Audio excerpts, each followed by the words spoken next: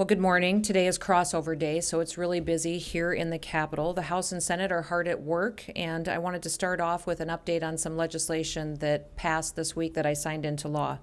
I signed a bill that would streamline healthcare professionals and their ability to work in the state of South Dakota, and this is going to be critically important for us to make sure that we have the workforce that we need to take care of people and to make sure that we're doing that efficiently. Also, with the new families that are moving to South Dakota, when they get here, they can get right to work and address people's health.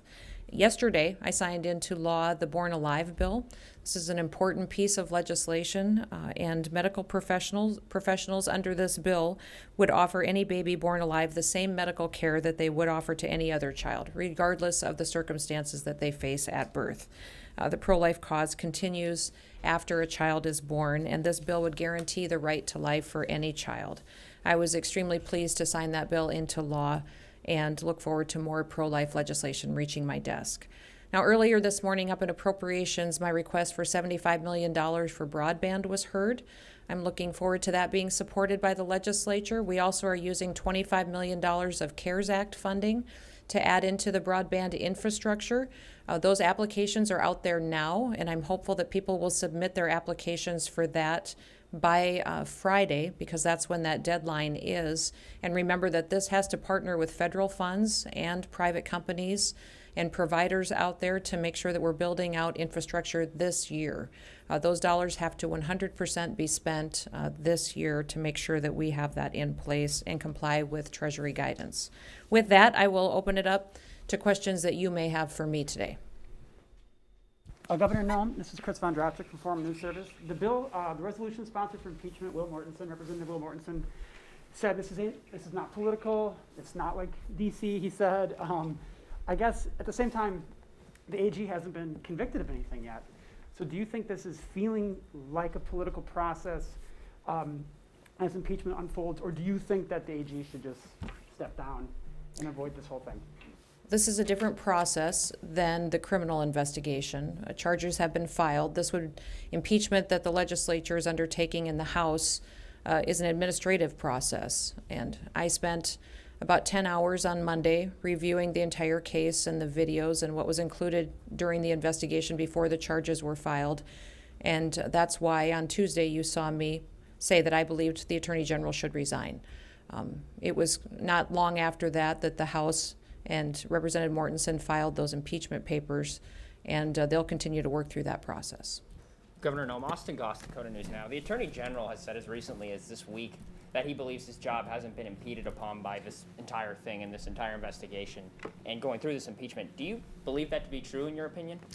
So I'm going to bring up Secretary Price to address that, because I think as a law enforcement officer, he can give you some clear guidance on that process. Hey, good morning, Craig Price. I'm the Cabinet Secretary for the Department of Public Safety. And in regards to the question about the Attorney General's job duties, I don't know all the job duties of our Attorney General, but I do reflect back on an article that was written by the Rapid City Journal in early February that reflected upon an agreement back in November where the police chiefs and sheriffs are no longer utilizing the services of the Attorney General to review their use of force cases. I can speak a little bit to my law enforcement background and having been in this career field for over 20 years. As law enforcement officers, maintaining public trust is critical. We have numerous examples across our country where that trust has been lost, and we've all seen that happen in other states. Law enforcement officers are held to a higher standard. We know that, and we accept that. We carry a badge that carries significant responsibilities. It requires us to have honor, integrity, character, and it requires us to tell the truth every single time. We don't expect ourselves to be perfect, but we do expect ourselves to be truthful. Most of us have supervisors that handle situations like this. The chief law enforcement officer of our state answers to our citizens who are represented through their elected legislators. So if I'm asked, or when I'm asked about whether or not I support this administrative process, I do. They're the ones that need to look in to see if there's an employment matter that needs to be addressed. Secretary Price, going back to those videos that were released this week, that was rather unprecedented for an investigation. Can you speak to the decision-making process that went into releasing those and just maybe the discussions that were had with the prosecutors on the investigation, if those were had? I could talk about the release. The decision to release the videos is because the Attorney General is the state's highest ranking law enforcement official, and he's been involved in a pedestrian vehicle fatality crash. DPS is the custodian of the records, and we were directed by Governor Noem to release the information as part of her commitment to be transparent on this case. South Dakota statute allows for that. Are you going to be releasing any more information? Yes, ma'am. We will be releasing more information, more than likely today or tomorrow. And again, the information that we released, starting with clear back with the 911 calls, the toxicology reports, things that we've already released months ago, and then including these interviews with the Attorney General himself. These interviews, we specifically asked for the family's consent to do that. So we are going to continue to ask the family what to release, what they're okay with throughout this process. Did you watch the videos before? Like, was Tuesday the first time that you saw them, or had you seen them before? And why did you choose to release them now as opposed to earlier? No, I watched and spent about 10 hours on Monday going through the entire case, watching all of the videos, the interviews, looking at the case files, the accident reports, and information that's included in the investigation. I had not seen anything prior to that, but that is one of the reasons that we moved forward on Tuesday and why I put forward my personal opinion that he should resign. Austin? Governor Noem, Speaker Spencer Gosh put out a plan for impeachment yesterday that includes, putting together a special committee to review it and giving them subpoena powers and basically possibly keeping them here for much longer than the regularly scheduled legislative session.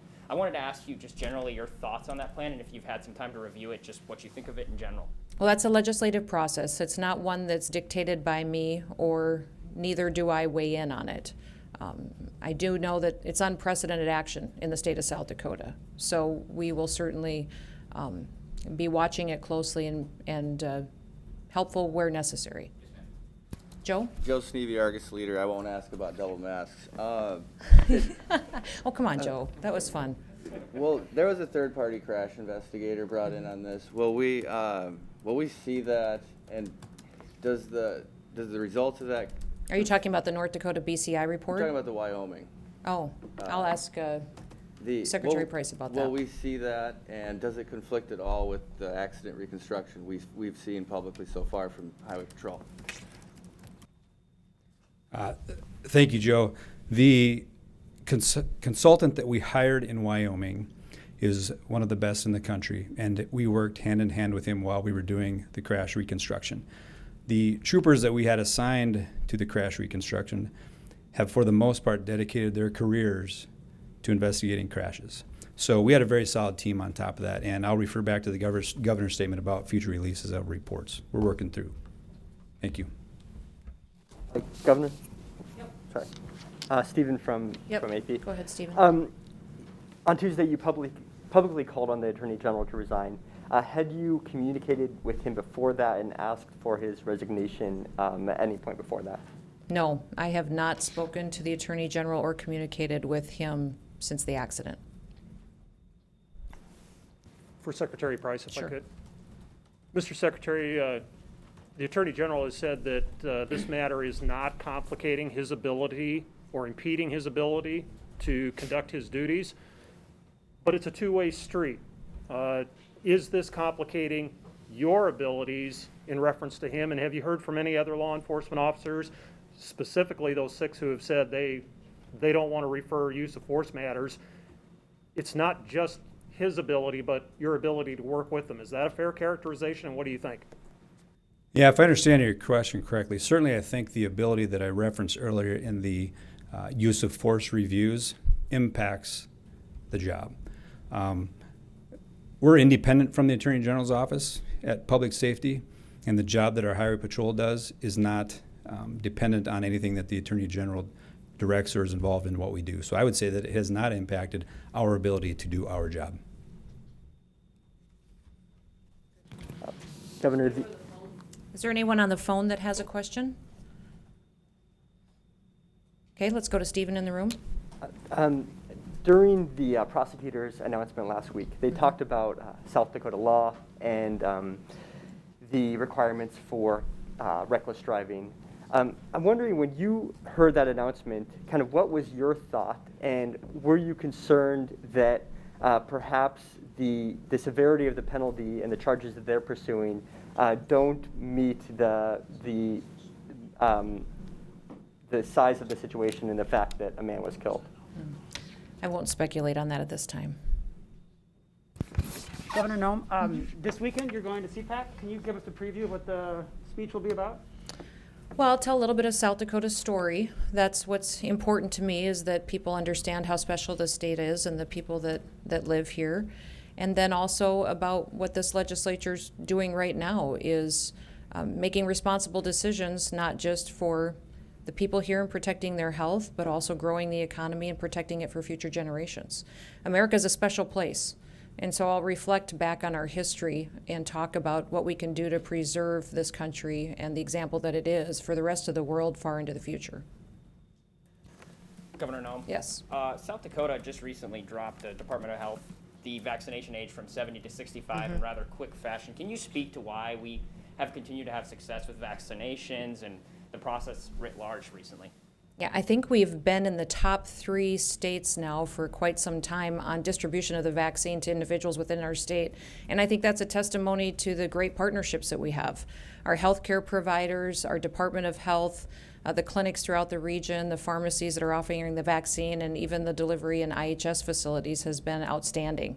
So we are leading the nation and making sure that we're getting people the shots that they need to protect their health, and I expect that to continue. We did not create new layers of bureaucracy like many other states did. Many other states thought the state had to control the distribution, and that slowed them down. Here in South Dakota, we used the assets and the people and the infrastructure we already had to make sure that it was available to people. Governor Patrick Callahan, South Dakota Broadcasters. Fireworks, Mount Rushmore, you contacted congressional delegation. They have sent it. I understand the topic came up during a Senate confirmation hearing with the Interior Secretary. I'm just wondering if you have anything to update us on. I don't. You know, last year on July 3rd, we signed agreements for the 2021 year to hold fireworks at Mount Rushmore. So all we really need is for this Secretary of Interior, if she is confirmed, to honor those agreements. Because all of the parameters, the permitting processes have been laid out already in the documents signed. With the change in administration, we're just hopeful that they'll continue through with that and not pull the rug out from underneath us, much like they did with the Keystone Pipeline. Governor, will we see President Biden on a Rushmore bust? On a Rushmore bust, I don't know. We'll see if he comes. If he comes, we can maybe make that happen if he so desires. Okay, thank you, everybody.